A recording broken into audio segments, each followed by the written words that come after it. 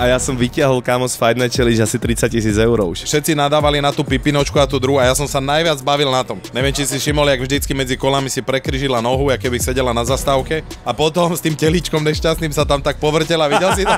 Videl si? No, kedy si toto robil hokej, čo dneska robí MMA, mi príde. Akože chemoterapia je vec, ktorú neprajem nikomu zažiť. A ty si to ani nekonzultoval vlastne, že či môžeš si dať zápas?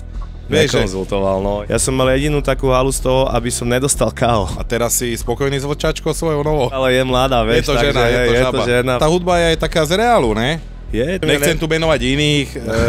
Tie peniaze proste z toho neprišli len takto, vieš. Začali sme stavať rezort v Indonézii. Ty si bol taký dubravský vlčák, alebo? Ja som v Dubravke z tej doby, z ktorej si ja teba pamätám, aj ty si bol veľký vlčák. A sem som došiel a zrazu plný gym Magorov. Píšu ti na internete, jak máš čo dvíhať a jak máš čo cvičiť, ale pritom sú nasypaní jak z losiny.